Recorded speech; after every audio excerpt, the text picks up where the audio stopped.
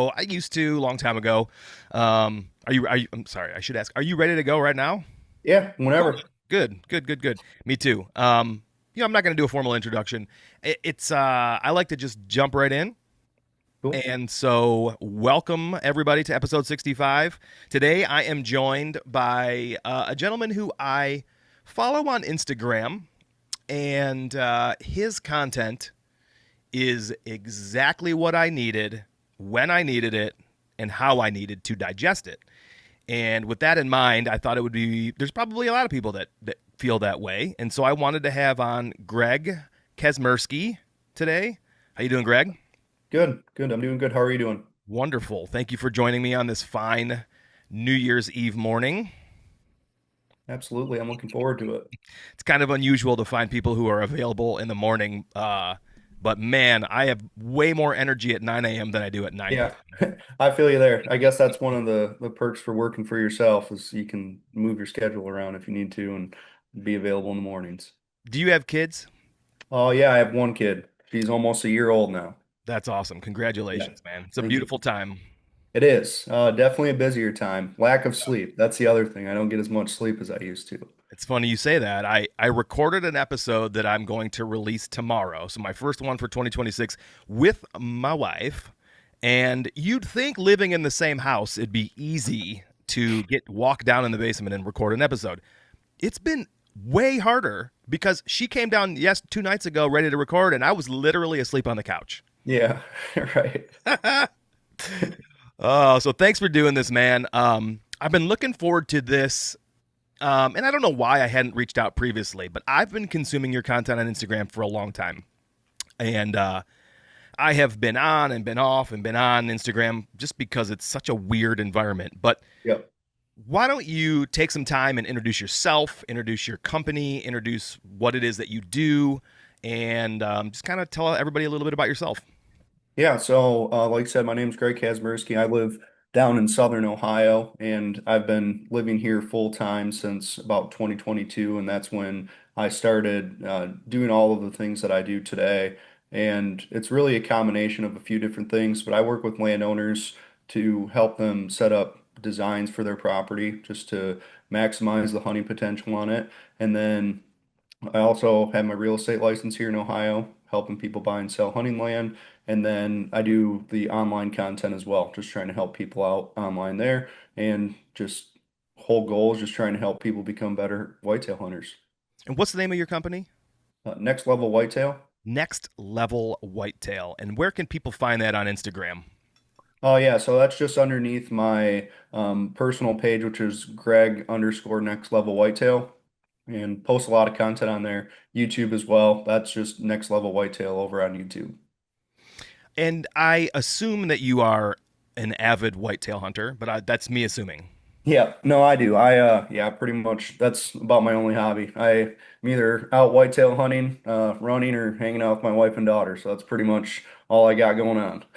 Running, as in like Forrest Gump running, Uh, like trail running out in the trail woods. running. Yeah, that's my favorite thing to do. Do some road running here and there, but just Okay. get out, just trying to stay active. These chasing the whitetails in the hills down here is not an easy task, and I found that when you're in shape, it's a heck of a lot easier than when you're not. You said something that I think is interesting. You said, I live down here full time. Can you elaborate on what you mean by that? I traveled down here a lot before I moved down here, and I would spend a considerable amount of time hunting. I started traveling to Ohio back when I was, I think, a freshman in college. It was early on, and from the very first time I hunted here, I just really fell in love with it. Knew I wanted to spend more time here somewhere in the state, so I just started coming down, and I would hunt Ohio more than I would hunt where I lived up in Michigan, and um, I didn't live down here, but I did a lot of camping down here. I'll say that. I don't think I realized you were from Michigan. Yep, yeah, born and raised in mid-Michigan. Spent all my early life there, and then after graduating college, made the move down to Ohio with my wife. Where'd you go to school? I went to a JUCO called Delta College, and then a Division II Saginaw Valley State. I played baseball while I was there, so Oh, very um, nice. local colleges to around where I grew up, and just had an opportunity to keep playing, so I did that while I went to school. Oh, that's awesome, man! Yeah. Congratulations on being able to play sports in college. Yeah, it That's was a pretty exciting. blast. One Yeah, of the funnest things I've ever done. It was a good time. yeah. Do you still keep in touch with any of the guys you played with? A little bit. I've really just with moving to Ohio, being away from a lot of them, it's hard because you don't see them in person anymore. But reach out to them every now and again. You see that somebody has a kid or gets married, something like that, and kind of stay in touch that way. Or maybe when somebody does get married and you're at a wedding, you can link back up with them there and relive the old times. But kind of transition just into dad life now. Really, that's been my main focus. So that's the my wife and daughter get the majority of my free time now. Totally get that, man. Totally get it. Yep. In fact, my wife and I just talked about this the other night when we were recording. How much different, how we've had to evolve as parents, and I've had to evolve as a hunter, Hmm. um, as the kids. When we moved back to Michigan. So I grew up in Michigan. We lived in the Orlando area for 13 years. I moved back here in 2017, went balls to the wall hunting, but I didn't Yeah. realize what I was doing to her when I did that. And their kids Yeah. were 7 and 3 at the time. And now they're 15, 12, and 7. So we Mm. added one and then they got older. And so Yeah. things change and you have to evolve as a parent, and I think it's great that you're aware of your obligations and you're honoring them, and it's really awesome. Did you but I wanted to ask you about your profession. So did you go to school to do what you do today? So actually, I went to business school because I knew that I needed to learn some better education on just how to run a business, and that's definitely been helpful. But it's really just been a lifelong experience out in the woods, right from when I first started working. One of the duties I had as being a laborer for this guy in the town I grew up in was working with him on his hunting property, and then I got to hunt there with him as well. So. I was pretty young when I really got into whitetail hunting, and after driving a tractor around a couple times, hanging these tree stands in places, and then shooting deer out of them, and it was all just kind of like clicking that that was something that I really enjoyed, and really just dove in head over heels after that with whitetail hunting, and it's just been a growing passion ever since. And I just spend a lot of time around them, and all of that life experience is really what I take with me when I'm working with people in the field. Was that guy teaching you, or was he just putting you to work? He was just putting me to, I mean, he taught me a lot. He's actually still very close. I'm very close with him. He's not my first boss anymore. He's just a friend of mine, and we go on a lot of hunting trips together. So, he taught me a lot in that job about hunting, and he still teaches me a lot when we go out into the woods. He's a very knowledgeable whitetail hunter. Has harvested some really good whitetails, and he's very consistent doing it. So, definitely taught me a lot, and still does teach me a lot about whitetails.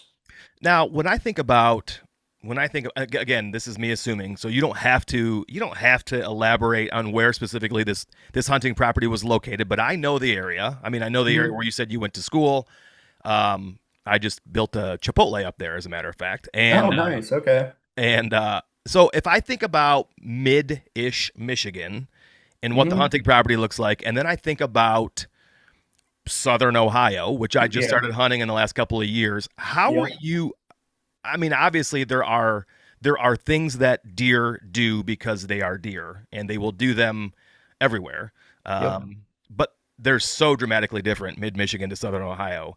Hmm. Um, I, how are you able to take what you learned at that property and plug it into Southern Ohio?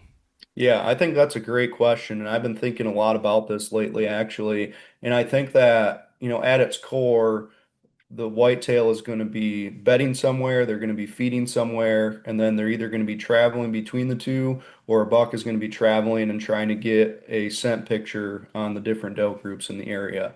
So if those are the only things they're doing, that's really all you have to focus on when you go to something different. And as you had mentioned, it's a world difference between mid-Michigan and southern Ohio, but there's going to be some kind of commonality somewhere. And the first thing that I looked at, because I started out by hunting public land exclusively, so when I would come to public land down here, I knew that coming from mid-Michigan, the deer reacted to pressure in a very specific way, and they would start using places you wouldn't think they would all of the time. So I carried that with me down to the Southern Ohio public that got hunted a little bit harder, and then just looked for, okay, where would these deer get pushed to if this place got a lot of hunting pressure? And then start looking there, and then start looking for where are they bedding, where are they feeding, and you just slowly learn that area, just like I learned when I first started hunting a lot in mid-Michigan. It's just you got to find where they bed, where they feed, and then start connecting the two. Yeah, for sure. I agree with you, and I love that. When you think about hunting pressure in Southern Ohio compared to your time here in Michigan, would you say, because I don't really have enough experience in Southern Ohio to have an opinion on this yet, but and I didn't get to enjoy much public land archery hunting this year down in Southern Ohio. Hmm. Would you say that the archery hunting gets as much pressure in Southern Ohio as the archery hunting does in Michigan, or no? Uh, Or is it gun pressure? I would say that I would say that it's been pretty comparable. I think the difference is that you get more resident hunters in Michigan that are going to be bow hunting throughout the year, and just like guys that have their spots that they continue to hunt the whole season. And I don't think we have as much of that, but once you get into the end of October, like it seems every year now, the last week of October, you start to see a lot of non-resident license plates start rolling into these bigger tracts of public in Southern Ohio, and then it's a slow increase through the probably like first 10 days of November. So there's a pretty good, and I think it's awesome. I think it's cool seeing these guys come in and hunt these hills because they're a really cool place to hunt. But it gets hunted pretty hard during that window. Yeah, yeah, it's interesting. I first stepped foot on Ohio Southern Public this year during the gun season, and I was pretty surprised at how many trucks were parked on the side of the road and how Yeah, many. the gun season, yeah, that's Oh baby, yeah.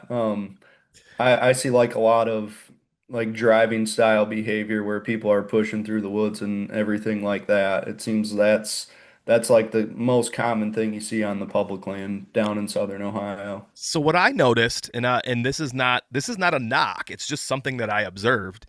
Is I parked up high and I walked the spine of this ridge system way as far out as I could because I really just wanted to get a camera that I Hmm. had left out there, and I noticed the majority of the hunters were um, 10 feet off the spine of the ridge, one side or the other, just kind of watching down in Yeah. the valley. I thought that was very interesting that they were so close to the trail. And I assume it's so that they can bounce around, but I just thought that Yeah. was pretty interesting. Yeah, and there might be somebody walking through that part of the woods, and Oh. then the deer get kind of pushed up into these big funnels. Because from how I understand it, and I've never done it, I'm just speaking on my theory of what I feel like I see the people do, is you get on those high vantage points like that, and then the other people will walk through, and when the deer get pushed, just like when we're targeting a pinch point during the rut, really the same kind of thing. The deer is going to get pushed through those same funnels eventually. And if you're sitting over one of those funnels with a gun, then I mean, your odds of seeing them and getting a shot are pretty decent. Yeah. I've never heard anybody articulate that process in the hills ever. Yep. I understand a deer drive. I've just never heard anybody talk about it in the hill country. That's interesting to me. Huh. Yep. Yeah, it's very interesting. I don't, I'm not good at it by any means, but I do a little bit of tracking style hunting up at our deer camp in the Upper Peninsula anytime we get a fresh snow. And it's same concept really, but you're just out there by yourself. So instead of trying to push him somewhere, you're trying to kind of predict where he's going, cut him off, and that's a fun style of hunting too. It really challenges what you feel like you know about how they're traveling. Yeah, I love it. I was out all day yesterday and we have some fresh snow up here, and I almost at this point in the season I almost eliminate I take what I know on a familiar property and I have it stored in the back of my head, but then I'll just go out in the snow and be like, okay, well, where are they moving now? Because it's Yep. like, so what if historically they did this in October, September, October, November? It's frickin' December 30th. There's Yeah. snow. It's 0 degrees outside. What are the Yeah. tracks telling me? And I love it. I love the fact that I can mobile hunt and Hmm. just go to where the fresh tracks are, a nice trail intersection set up, and and I had some deer yesterday, a lot of fawns, but that's okay. But I love, even though I was frozen all night, and even when I got home, I love hunting in the snow, man. Yeah, the snow hunting is definitely the best. And I think you nailed it with the late season. I think that's your best strategy because when you can find out what they are doing right now, you know that it's going to be consistent. They're not going to go anywhere because it's all tied to food. And I think that's so much more valuable than the historical sign. I think there's value to it because it can tell you where to look, what are the places where these deer should be hanging out. Because, for example, like I'm going out these next couple of days in preparation for our muzzleloader season. And I'm just scouting all those historical areas where I know deer did hang out in previous winters and then just looking for fresh tracks. And then you find the fresh tracks, the fresh feeding sign, bedding sign, whatever it is. And you know that I mean, I feel like even if I bump them, they're going to come back to that area. And I mean, I'm going to be coming back with a firearm, so I don't have to get 25 yards away from these deer. I can back up a little bit and play it pretty safe, but be in a good spot to fill a tag. Right, right. That's interesting. I forgot where I was going. Oh, so as it relates to your profession, so Mhm. I know you said that you have a real estate license and you do a lot of habitat improvement, land management, land consultations. Yep. Um, do you have a favorite aspect of either one of those? Is it like something that you would prefer to do all the time, or do you just love it all? I think that's another really good question. I really do enjoy doing a lot of the stuff. If there was something that I don't feel like I need to keep doing is heavy on the land management, like actually implementing the projects. Hmm.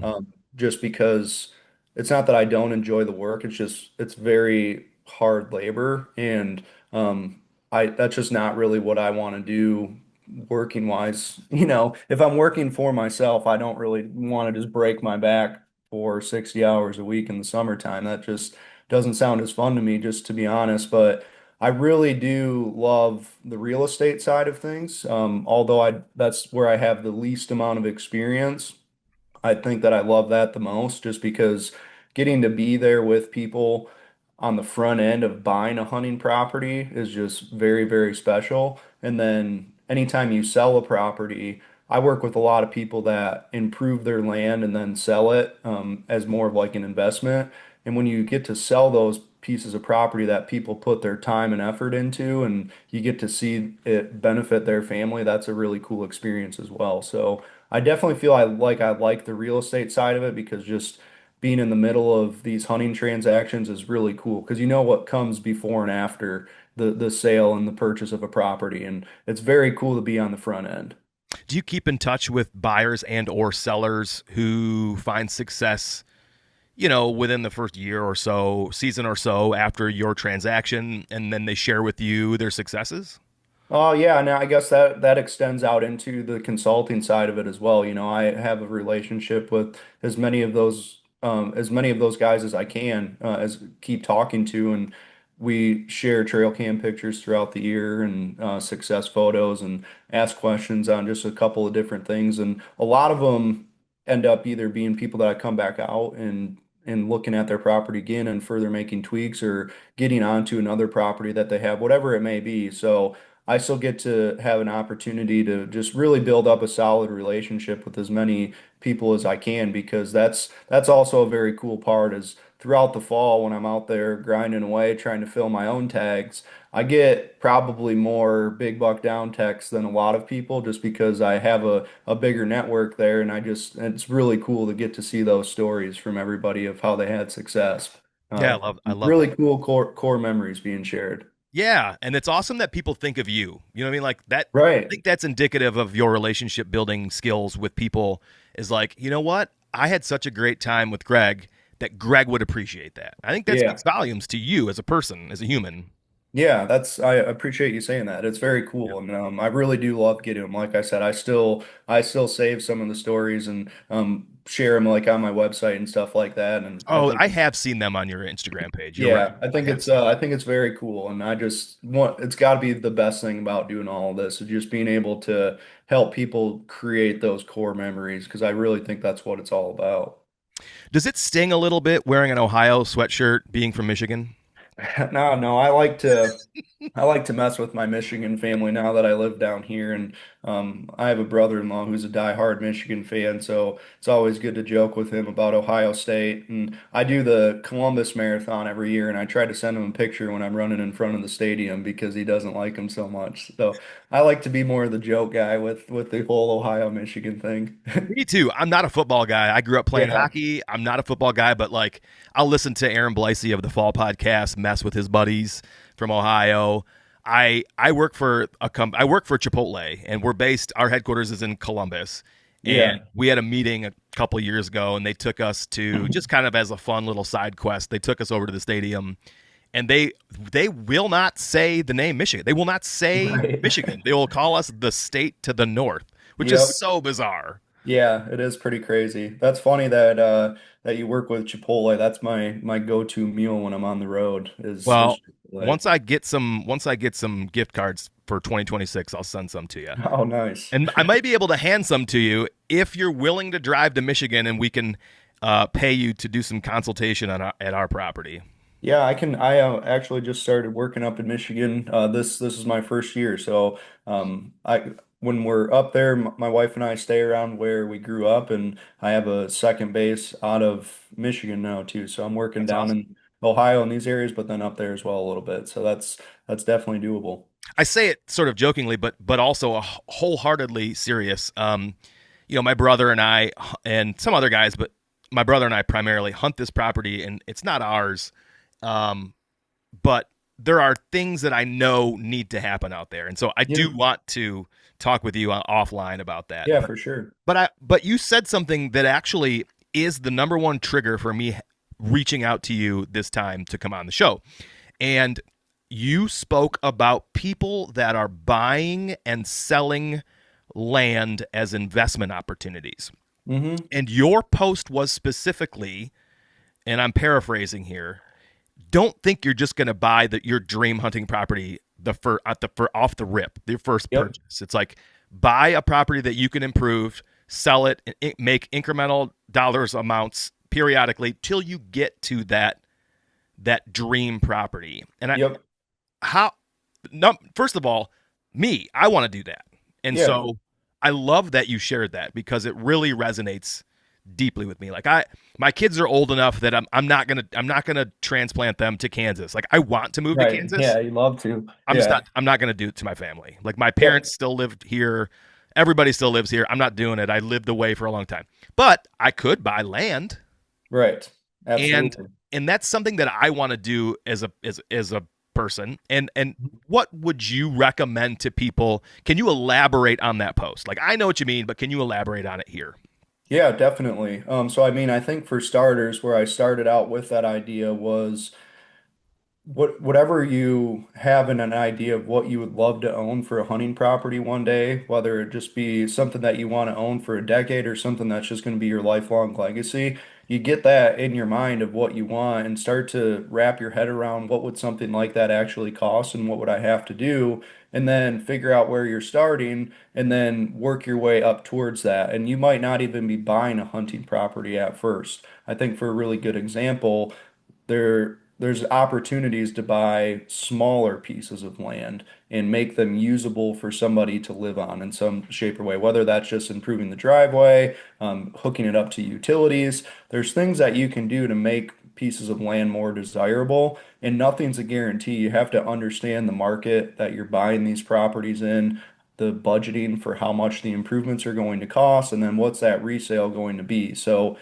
that's where understanding the business side of it is going to limit the amount of risk that you expose yourself to. But then from there, once you make a good return, then you can continue to buy a bigger project that needs a little bit more work, but might have a better return on the end. And eventually, if you do that enough times and you make smart investments along the way, then you're going to be able to buy that property that's your dream farm that you can hunt on. And I think that's one of the good things about land is that generally speaking, the values of them go up. So while you're making improvements that are already increasing the value, your investment is gaining because there's only so much land out there, and of course, nothing's guaranteed when you talk about investing, and that's where you have to do your own research. but it's a good framework that you can use to acquire bigger tracts of land as just a everyday person dreaming of doing so.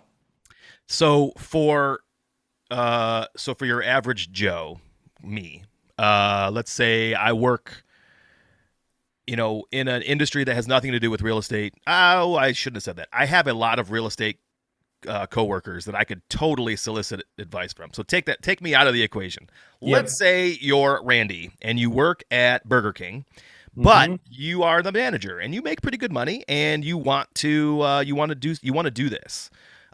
Would you find do you feel like it'd be beneficial for that person to solicit some advice from a real estate professional as it relates to markets that may be growing, residentially speaking? Because you just said maybe buy a parcel that for someone to build a house on, and that's never crossed my mind. It's Hmm. always just been turning a small piece into a hunting piece.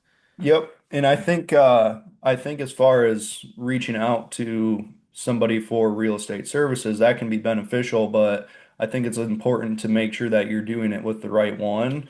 Because whatever there's a lot of different real estate agents out there, and everybody has their niche of what kind of market they focus into.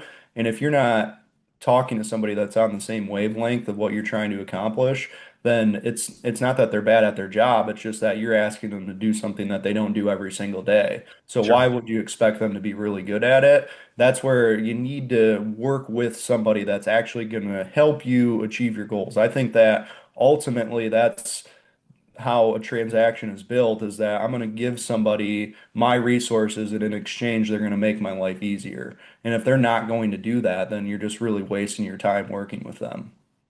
Interesting. Do you find that there are particular pockets? Well, let me ask you this: Do you look at this? Do you look at um, that avenue for obtaining the dream hunting property? Do you look at that across the country? Or are you only kind of looking at it in Ohio right now? I mean, personally, like if I could put all money aside and just think about what I would be really happy with, in a while is in like a decade or so would be having a few properties in a couple of different places regionally. So I look at it as I understand the Ohio market the best. So getting there, that's going to be the best way to do it. But once you have those funds available, I think that you can lean into your network from there and start learning about some good places outside of where you're not spending time of, hey, are the bigger cities around here growing? And also, how's the deer hunting out here? Am I going to have a chance to turn this farm into something really nice and harvest some good whitetails? And I think ultimately you can spread out of your comfort zone, but really no different than paying somebody for real estate services. You want to lean into people that know more than you do and try to figure out a little bit about the area before you get there. Gotcha. The reason I asked that is I was wondering if there are markets across the Midwest or United States that you are aware of that process seems easier than others. I would imagine buying real estate in California is exponentially more difficult than buying real estate in Missouri, for example. I don't know. Right. I just picked Missouri because I imagined Yep. it's dead center there. But anyway, Yeah, are you I aware see what of? you're saying. I think that if you did enough research, you're going to find opportunities in any state. I think Okay, that there's going to be some kind of a discrepancy in the buying price and the selling price and just where everything meets in the middle, that if you did enough research, you're going to find those markets. And because at the end of the day, people are willing to pay for convenience. And if there's enough of those people looking in an area, you should be able to sell that convenience.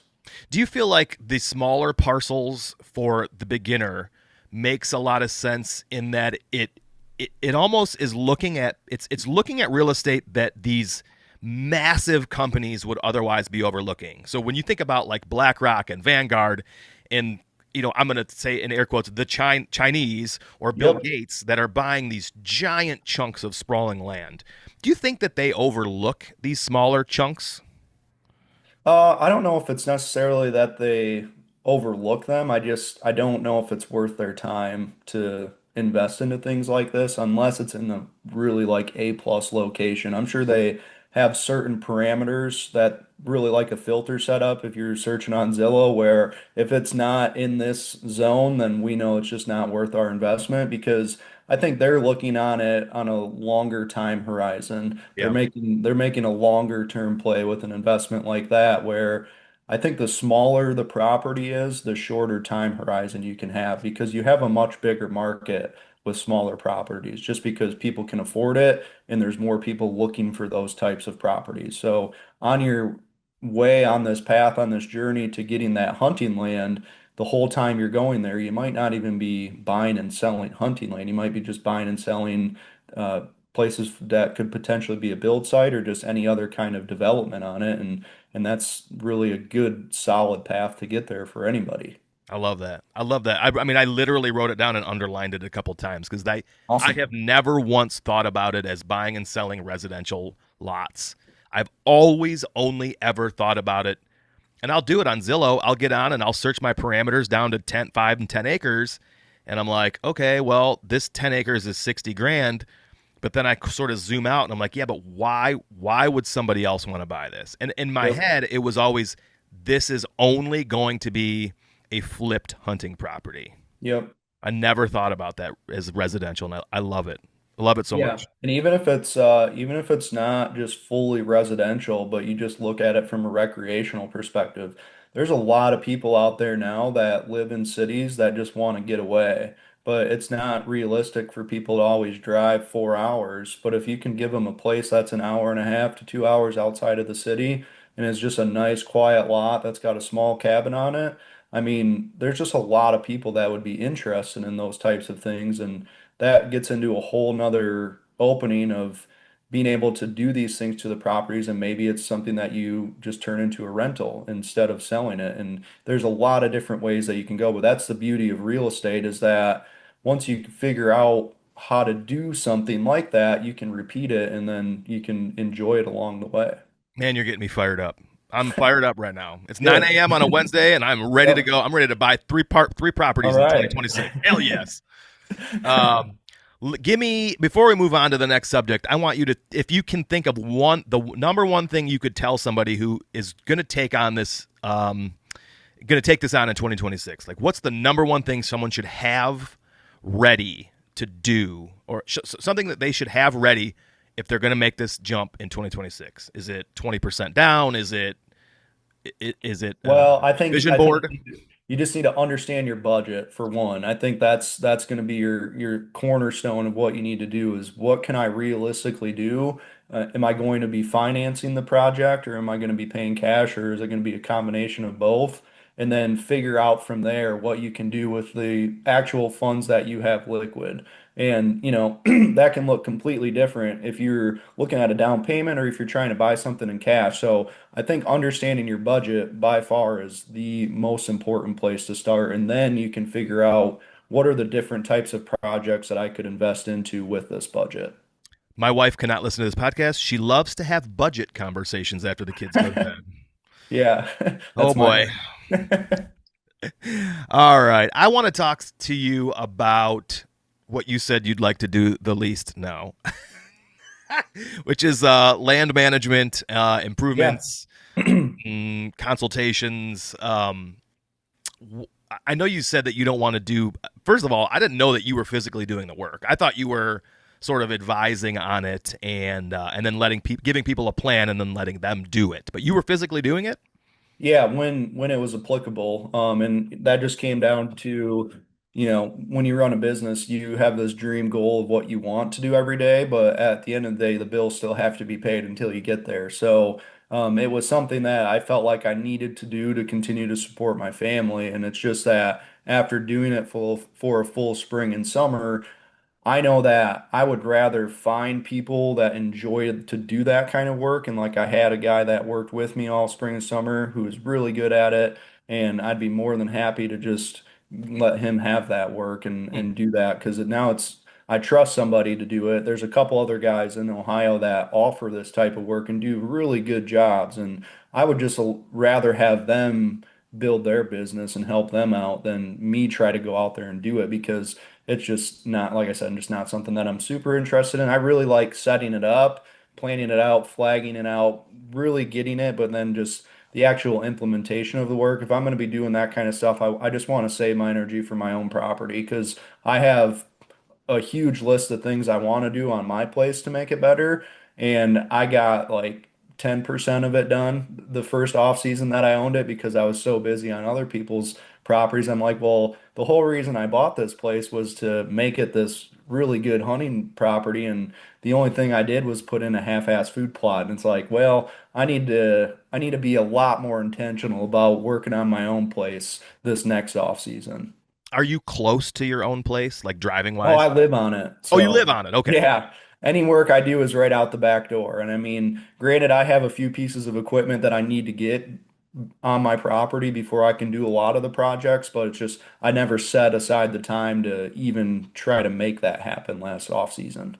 There's a father on my son's hockey team who is a very big hunter, and he owns he owns a big chunk of property down in Jackson County, Oh, Michigan, very nice. and it's just he's done a ton of TSI to it, tons, and he's got bucks every year that are fabulous. It's great. It's a great property, but it's just far enough from his house that he just can't hunt it enough. Yeah, He's like I can't. I would rather sell it and then buy something closer to home. And that's why I asked, like, well, if it's 2 hours from you, is that what's burning you out, like getting to it? But if you live on it, then right. you got no excuse.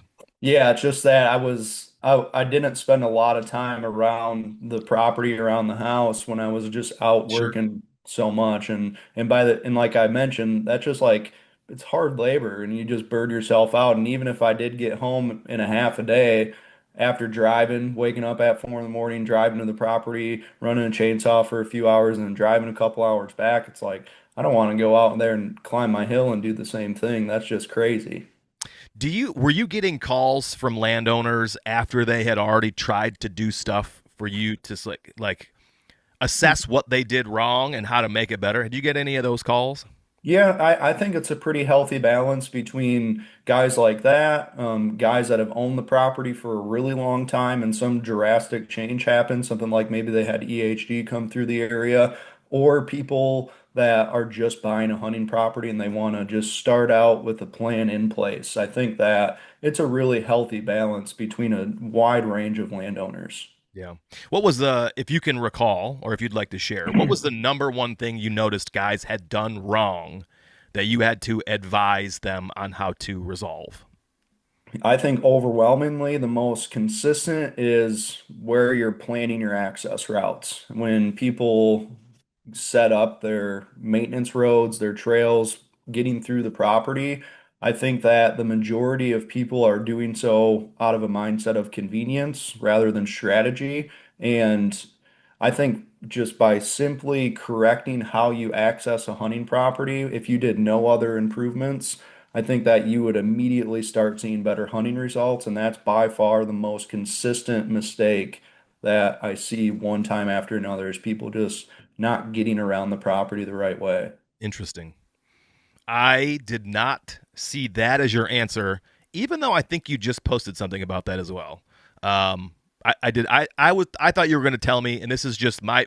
I'm thinking right off the cuff. I thought you were going to say overcutting, like over Mhm. elimination of the canopy Yeah, or I think something if you like that. get, I think when you get into that type of talk, I think it's just too property specific that I Mm, can't really label it. And I think that just labeling it as access, that's something that you can fix no matter what your hunting property looks like, no matter the habitat, the terrain, the location, the neighbors. If you fix your access, when the deer are on your property, you're going to have a better chance at hunting them. So I think it's very important to start there because if you do that, then you can build off of it and plan out the rest of the habitat improvements to have a well-hunted property. yeah, I love that. That's something that our group has talked about for years is access Yep. and it had always been out of convenience. It was we always parked behind the pole barn. We always slid open the super loud steel door every morning. And then after so many years it was like I guarantee the deer are bedded north. They watched us pull in with our headlights. They heard the Yep. door open and they are never going to step foot on the property today. I knew it. Yes.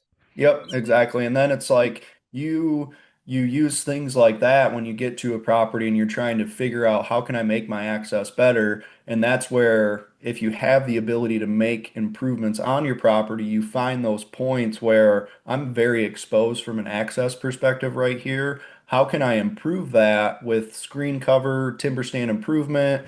Put all of the bedding and the food way away from that location so the deer just aren't spending time around that. There's so many different tactics that you can do once you find those areas where we know we have to stand here, but we don't want the deer to see us when we're doing so. From a timber stand improvement or habitat improvement standpoint, if there is a plethora of available food all around, i.e., farm country, Hmm. and you have no food, but you have timber, and in, would you feel like adding additional supplemental food um, is the right play, or would you feel like there is a different improvement that could be done on that particular property to that would like I'm trying to think of the best way to say this. That is more beneficial than just adding food because everybody thinks, well, I'm just going to add a clover plot here. Yeah. So I think that it definitely is going to come down to like where that property is located in relation to that agriculture. You know, if you have the timber, are you the last bit of timber next to that ag field, or do you have a couple hundred acres before? You know, there's a two completely different properties. Say you're a wood lot that's right next to a bunch of agriculture. Having a destination food source is not going to generally be your best move, but one of the best things you can do is strategically put in a few staging area food plots, and that's where your bread and butter is going to be for that property. And then in addition to that, let's figure out where can I place a couple of these staging area food plots in relation to where they want to enter and exit the ag fields. And then from there, let's create some bedding habitat or at least some kind of a sanctuary, say that I'm not going into, but they have a nice funnel to get to these food plots. And if you create either bed to food travel or extend on a funnel to get them there, then you're going to have opportunities to hunt that funnel, hunt the staging area, and you're really only going to need a couple locations to hunt that property, and it's going to perform year after year. How many years did it take you of trial and error to figure this out? I lost count now. Yeah. It's a lot. I mean, I don't even can't even count the number of just hunts or scouting sessions and things that I've done that eventually it just starts to roll in your head of how things should work. I love it. Can you, in your brain, if you were to close your eyes right now and think back among all the properties you've ever stepped foot on, do you have one that sticks out as being like the holy grail? Um, Yeah, honestly, probably the last one that I was just on. Really? Yeah, just it was a really beautiful property, really big property, healthy mix of agriculture and timber. Landowner's already done a really good job. He has the ability to do the farming and the planting on it, and he's also done just really good TSI work. Just needed to bring everything together and make this plan of we got a lot of land here. How can we narrow it down and actually hunt it? And that's definitely by far the best one. Just in terms of size and quality of habitat, you could walk around it all day and just find endless A+ stand locations. They're just all over the place, and it gets to a point of you have too many good stand locations on a property like that you have to figure out, okay, what are going to be the best ones that I won't be wasting my time That in. poor son of a bitch. Right, exactly. Oh, I feel Just so bad for him. one of those, but I was just, the whole time I was walking around the property, I was just like, man, I would just love to hunt a place like this one day. This is just a beautiful piece of property. Have you, speaking of that, have you ever found yourself in a scenario where you are offered hunting opportunities with doing stuff like this, or people kind of keep it close to the I vest? mean, yeah, there's definitely people that extend invites, whether that be after at the visit, you know, maybe you can come out and do something like that, or in the midst of the off season when we're chatting. But I actually have hunted with one of the landowners that I worked with. my first year after moving down to Ohio, and him and I have remained close, and we talk a lot. He's a really good guy, and he extended out an invite to hunt his property in the late season last year when he had this older buck that he just wasn't interested in harvesting. It wasn't growing into what he thought, and he said, if you want to come and hunt him, feel free. And I went and did that for a few days, and that was a lot of fun to be able to actually hunt on one of the properties that I've had a hand in improving. That was cool. Did you find that your hunting experience was as you anticipated it would be based on your improvements, or did you feel like, oh, actually should have done this? I mean, it that's tough to put an answer on because like how we were talking about in the late season, it's like Too short. find the fresh sign and just hunt that. The deer weren't necessarily hitting the food that we put into that property or anything like that at that time of the year. They were just hanging out in this one section of the farm that had a lot of like acorns and just woody browse around. So it was just kind of like hunt the deer where they are. It wasn't really a part of the plan. It was just kind of figuring out, okay, this is where this buck is hanging out. I'm gonna go in there and I'm gonna try to set up on him. If somebody who's listening to this is like, you know what, 2026 is going to be the year that I do something on my property, Hmm. but they have a limited budget, what would you say is the most approachable, cost-effective thing that somebody could do on their property to at least yield minor results?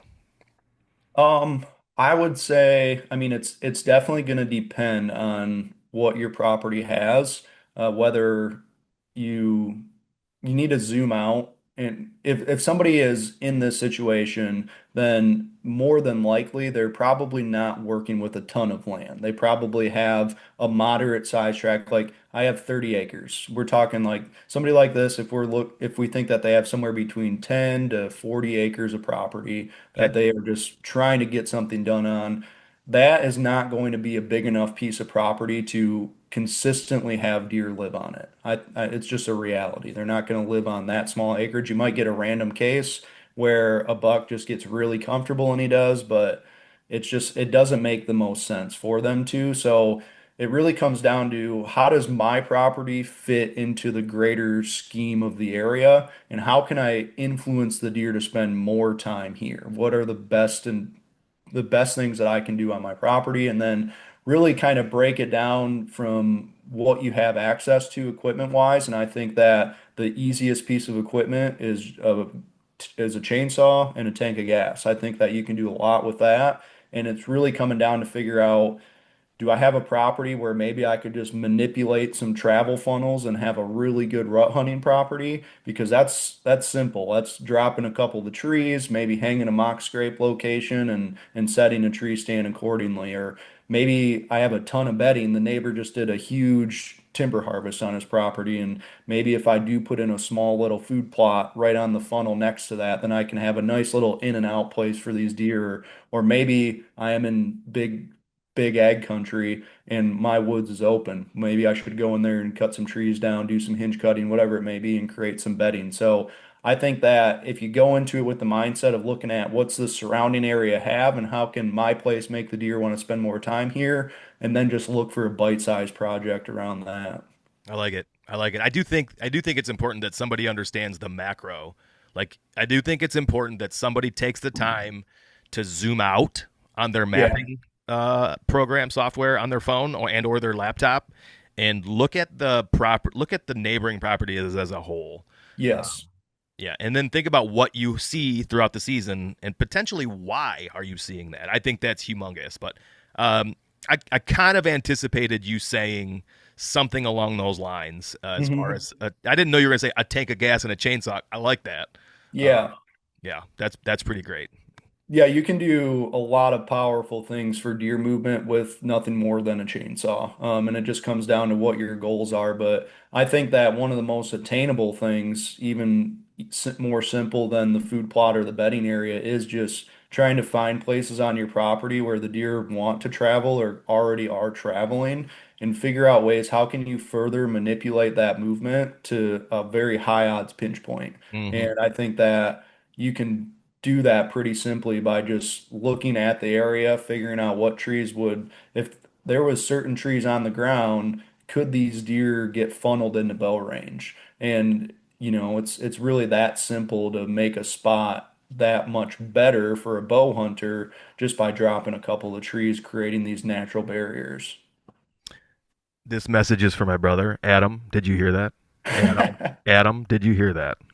We've been talking about that a lot recently, Yeah. specifically as it relates to our property. So I appreciate you Yeah. sharing that, man. I think For that's sure, pretty great. man. I can break down like I have one tree on my property that I would pick that tree over any other one. And it sets up really nice already because it's kind of this long and low point and the deer wrap around it. The bucks really like to just wrap around the point because up on the top there's a ton of oaks, there's bedding. So it's just these bucks can stand there and scent check and there's a big scrape right there.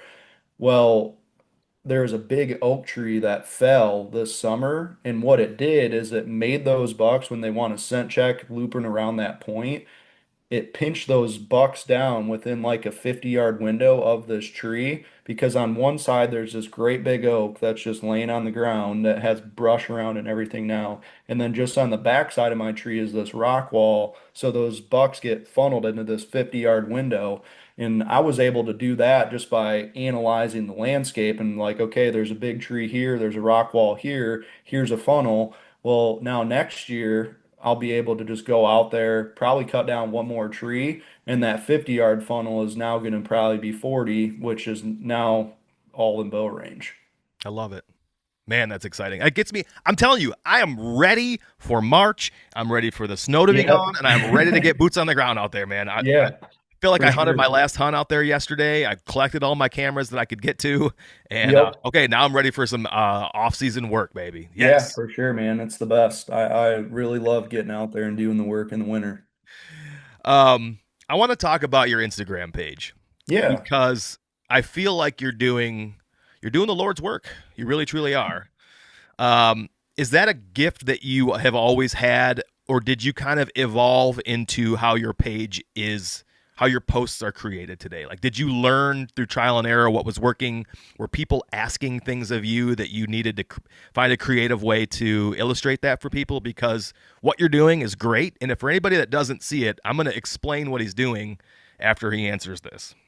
Yeah. So I think it's definitely evolved as time went on. Once I figured out just from like a pure content perspective, and this was me understanding that I'm making content that genuinely helps people, which is great, but I'm also doing it selfishly because I want my channel to grow. Because if I get my channel to grow, then that means my business grows, and that's the ultimate goal for me. But the fact that I genuinely get to help people with the content along the way is by far the most important thing of how can I keep doing that, but how that content gets framed, that's just from a business perspective of I know if I make the content look like this, a lot of people are going to watch it, but how can I fill in that gap with actual valuable information that, like I said, genuinely helps people? So that's always been my mindset. And then from there, it was just, I've done it a ridiculous number of times at this point.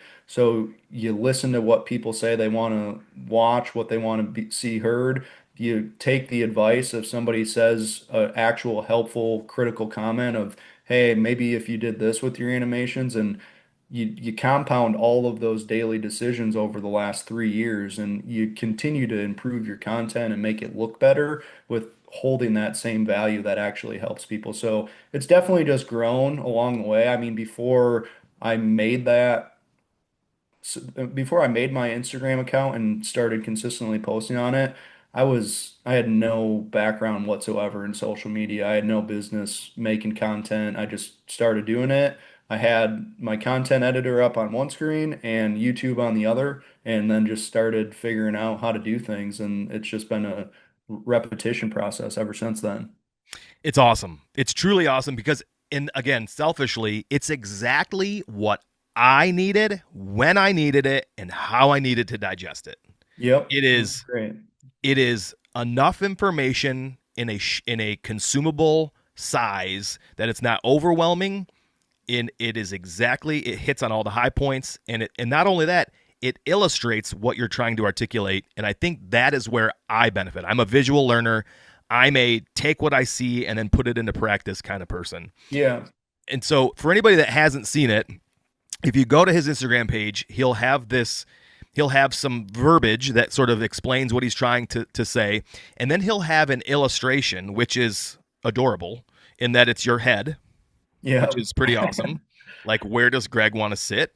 And then Yeah. it will say, where is the deer bedding? And he'll have a little deer icon sort of in this topo screen grab of something. And then he'll illustrate with little windy illustrations and then like travel corridor dashed lines. Like, you go through the process of creating content and it illustrates what you're trying to say. And I think it's exactly what a lot of people need to see, because you could Yeah. write it out and although the words make sense, until I see it on a map, it doesn't always sort of compute.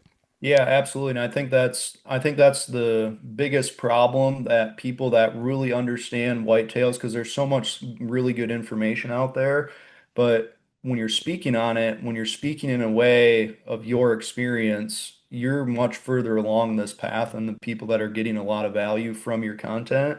And it's about finding a way to show people what you're saying, because I've heard some very incredible whitetail tactics get spoken to me just talking to the guys that are just absolute killers, and being able to make that make sense for the everyday hunter, probably not going to happen, because it's so advanced, it's so next level. It's how can we make it digestible so it's valuable for everybody? Yeah, you're right. When I first came to the realization that I was going to start travel hunting, and that meant not flat ag ground of Southeast Michigan, and it Yeah. meant hills in north west Illinois and Kansas and southern Ohio. Like, I had to start learning about thermals and Oh how yeah. all of that stuff. I had to start consuming that content, and I could hear it and I could understand what I was hearing. Like, the words were in English and I understood them, but until I was physically standing at the mouth of a drainage and feeling the thermals or Yep. feeling the wind doing the exact opposite of what it was supposed to be doing, until I was putting it into practice, it didn't make sense to me. And so Hmm. thank you for putting out content that is super digestible and is exactly what I think a Absolutely. lot of people need, man. And Yeah, I'm really glad to hear that. yeah, where do you see yourself going with this in the future? Like, what are your With hopes and dreams? everything, with the Yes, content, everything. Your with business, the everything. content, Instagram. Yeah. I Yeah. mean, I think ultimately my big time vision here is how can I create a business that isn't also a job for me? And I want to continue to do the things I love, but I also want to set my life up in a way where I'm spending a lot of time with my wife and daughter, and if we have any more kids, and then continuing to hunt whitetails all over the place. I think ultimately that's what I want to do. That's why I started doing this. I just knew that to get there, I was going to have to do some things I might not like to do along the way. So ultimately, I would love for just like my overall life to look like that. But professionally speaking, as far as what I want to turn this into, is I want to continue to find ways to make content to grow my online brand. I think that I'm starting to actually get some what I'm considering real traction with that. And I think it's very exciting because I have a lot of ideas of how I can keep sharing that content. And then also figuring out a way to continue to build my real estate practice and hopefully take that to just new levels that really create that financial window for my family where I can be more present with them. And then, of course, always doing the property setups, the designs for landowners. But if I could transition into doing that just a limited number of times a year with the people I feel like I'm really connecting with, then that would be a pretty incredible year if I was able to have it. And that's the dream, that's the vision. It's just a matter of getting there. That's the American dream. Hard Yeah, work and the life you want. That's the American dream. right, Hell exactly. yeah. They're special. It's special, and I think that it's still attainable. It's just Yes. you got to really ask yourself what you want, And I mean, I know that I'm not. trying to build a business empire. I'm just trying to build something big enough that, like I said, gives me the time to hunt whitetails and hang out with my family. Hell yes. It's a beautiful thing. I forgot to ask you about YouTube. Now, are you putting out consistent content on YouTube that's available for people? Yeah, so I started my YouTube channel about a year ago and then started making content, but didn't really understand the YouTube space. Did some more research and looking over the summer, just kind of learned about making YouTube videos a little bit better. And I started consistently posting on YouTube now. I have a few different ideas I've been going around. What I do every week I make a video, I edit a video that's just some kind of a topic. Sometimes it's related to public land guys, private land guys. It's a little bit all over the place. I do a few different series, things like that, but using the same map animations on YouTube that I'm doing on Instagram. And then I've also explored some different ideas with like vlogs where maybe I'll do like a weekly vlog on walking around properties, what have I learned, and just kind of break it down that way. So still in the early stages there on YouTube, but do have consistent weekly videos coming out over there now as well. What's the name of your YouTube channel? Next Level Whitetail. Okay, so it's synonymous with Yep. your other stuff. That's great, man. Yeah.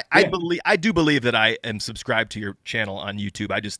I hate to say it, I don't consume a ton of YouTube content. Yeah, Um, I should, and when I do, it's like in this a like a dump. Like it's okay. I for sure. logged Yeah. on, and then there's nobody home, and so I'm streaming it to the television, and I'll watch like an hour straight of hunting Yeah. videos. For sure, and I Yeah, think that's the nice thing about YouTube is that it holds that long-term value, yeah. unlike Instagram. That's why I really wanted to start exploring YouTube as well, is because there could be times like that. And if I have enough videos, and that's why like I try to make series and everything. So if I have a 5 video series that's 10 minutes each, and then somebody just wants to dive into that whole thing, well, there's a lot of value in that series for that person. So I don't definitely don't see the amount of like views immediately on YouTube that you do on Instagram, but I think that the long-term value for people is still there. Yeah.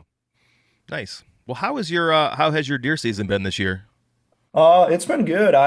So actually it's funny, I have not filled my tag in Ohio yet. But I've hunted 3 days in Michigan and I filled 2 tags up there. So that's good. That's always good to know that. And they're both public land deer as well up Hell there yeah. in Michigan. So went up there for the firearm season, the deer camp, shot a buck on my second morning out, and then I came back up for a doe hunt with a friend over the holidays, walked out and filled that doe tag on a piece of public land. And in the meantime, I've been grinding it out down here in Ohio. I did get a shot at the best buck on my property on Halloween, and I shot high, he ducked, and I gave him a little haircut off the top.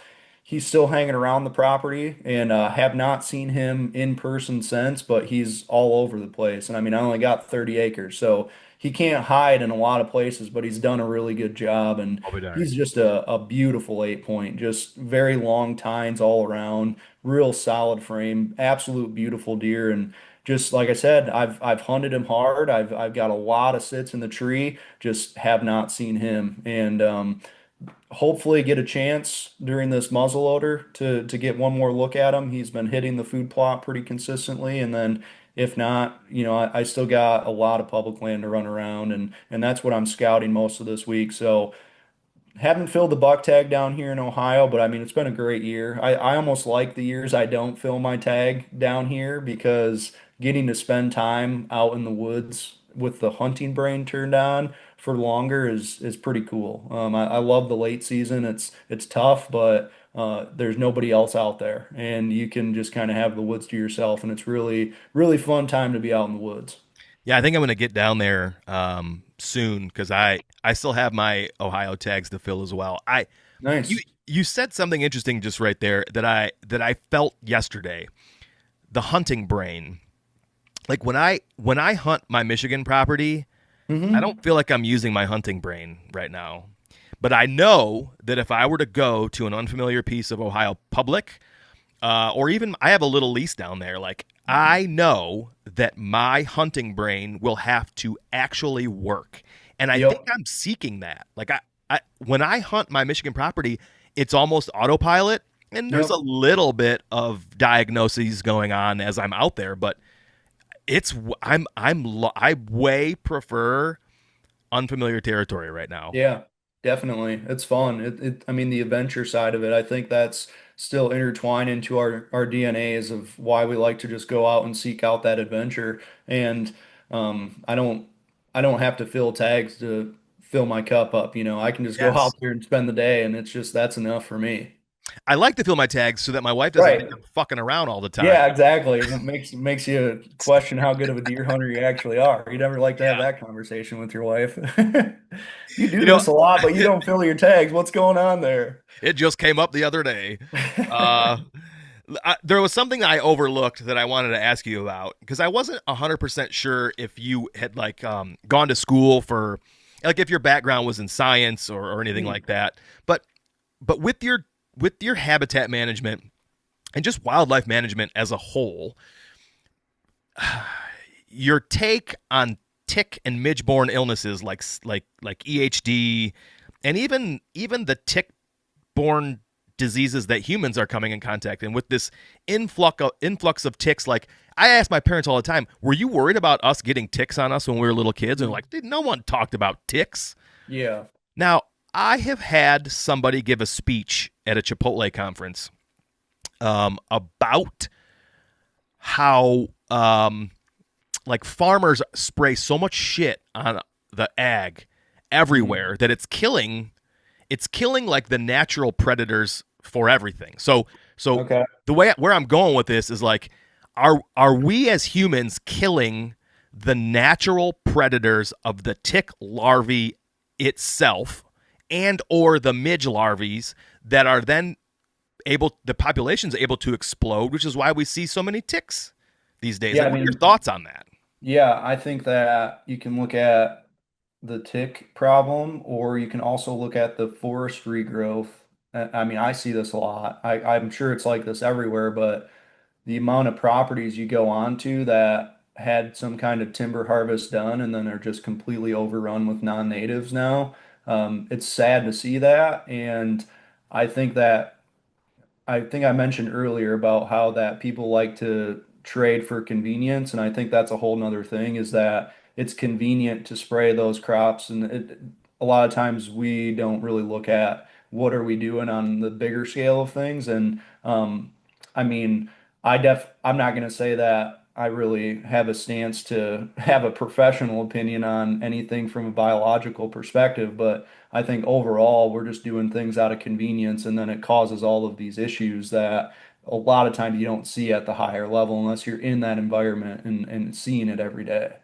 I understand what you're saying. I do think though that when you or me or anybody looks at things from a biological standpoint, a natural healthy balanced ecosystem is going to benefit everything. Period. Right. And like you Yep. said, it's out of convenience, but like if you were to think about, are you familiar with Vitalized Seed? I think so. They offer a couple of products, and I've listened to them talk about their habitat stuff that they do, and they have like this nitro boost and this carbon load, and you plant one, and then when you kill it, and then you plant the next seed. It like as it decomposes, it feeds, and it's just this natural cycle. Well, Hmm. you're creating habitat for butterflies and birds and mice and all rodents, and it's like if the balance is in check for everything, then Hmm. everything will be in balance and Yeah. and healthy. And I know that the earth is going to do what the earth is going to do, and sometimes things will die and sometimes things will ebb and flow, and that's just natural. But I think if everybody took a step back and was like, if I just make my habitat healthy for everything, then the deer population, which is what the majority of my listeners will be interested in talking about anyway, the deer Hmm. population is going to benefit from it just as much as anything else. Yeah, for sure. There's actually a few guys that do like the habitat consulting for whitetails who are very passionate about making sure everything is native, making sure that it's a good ecosystem for everything, not just the whitetails, because if, like you said, if everything benefits, the whitetails are going to benefit. And Yeah. there's a few guys that do really cool stuff with that. And I think that idea, that mindset is the only way to go about it because, I mean, at the end of the day, even if you own that land, we're only enjoying it for such a short period of time. And there's a pretty good chance that if we fast forward 200 years, your property is probably not going to be used for whitetail hunting, but it could be used as a nature sanctuary or something like that. And that would be great if we can kind of like really zoom out. And that's where you talk about this legacy. And I mean, I love setting up a property to hunt really good for somebody because it goes back to the whole core memories thing. But at the end of the day, it's how can we just be the best stewards of the land as possible and just leave it better than we found it. Yeah. Yeah, that's for sure, man. Um, you got any dream hunts? Like something Any you just dream hunts, like something you would just love to go out and hunt anywhere, anything. Yeah. I mean, honestly, I would say the one dream hunt that I've always had would be to do an Alaskan bull moose. I don't know why that one's always just flying out into the bush and just doing something like that. I think would be a lot of fun. And then I've also always wanted to do like a Canadian whitetail hunt with my dad. He's always talked about wanting to do that, so I think that'd be pretty fun too. And I'm not saying I'd turn down a hunt, but those two are places that would be like the dream ones. Like Alberta specifically, or Saskatchewan Uh, specifically. he's always talked about Saskatchewan. Yeah. Yeah. Yeah. Interesting. Yeah, I got a buddy that has had to pass. He's booked and had to bail on a Saskatchewan hunt Dang. twice. And Wow. I can't remember the reason. He's a hockey coach for my son, and I know hockey was one of the reasons. I don't know why the second time came around, but he's already paid for it, and he just keeps like delaying it. I'm like, dude, you Man. gotta go Yeah, for before sure. they change their mind on you. Right. But he was telling me when he was younger, he's the same age as I am, but when he was younger, they would drive up to like the I can't think of the name, but it's like the national forest in Canada, up in Ontario, north of the UP, way up Hmm. there. And he was like, it was the most incredible deer hunting. This is probably 15 years ago. And then they had a couple. He's like, the deer were not. They didn't have gigantic racks. He's like, but they were the largest deer we'd ever seen, Yeah. like body Yep. size.